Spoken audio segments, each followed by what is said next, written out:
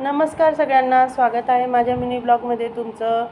तर इथे मुलांच्या आवडीचा पदार्थ बनवणार आहे। तर मी इथे पत्ताकोबी, शिमला मिरची, टोमॅटो, कांदा आणि लसूण मी छान कापून घेतलेला आहे। तर फोडणी रेडी करून घेतली। जिरं आणि लसूण, कांदा, शिमला मिरची, पत्ताकोबी, टोमॅटो असं छान आपल्याला परतून घ्यायचं आहे। त्याच्यामध्ये जास्तीचं परतवायचं नाही आहे। तर इथे चवीनुसार मीठ घेतलेलं आहे मी।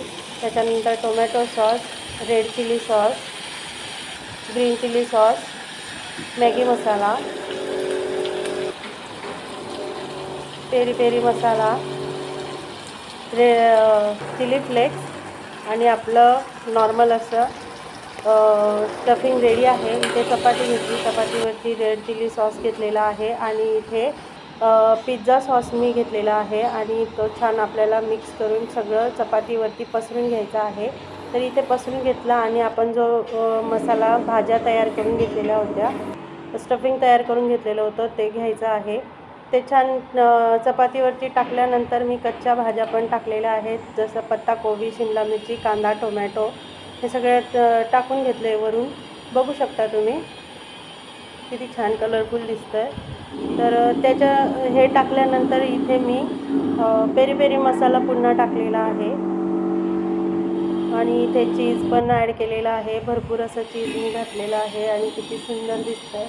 त्याच्यावरती मी टोमॅटो सॉस घेतलेला आहे आणि मेयोनीज घेतलेला आहे। मुलांना खूप आवडतं हे मेयोनीज, टाकून घेतलेलं आहे आणि बघू शकतात किती छान असा आपला चपातीला लूक आलेला आहे। तर असा रोल तयार करून घेतला आणि तव्यावरती तेल टाकून याला दोघी बाजूने आपल्याला छान असं शेकून घ्यायचं आहे।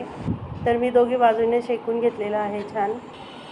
बघू शकतात किती छान कलर आलेला आहे। तर अशी झाली आहे आपली घरगुती चपातीची फ्रँकी।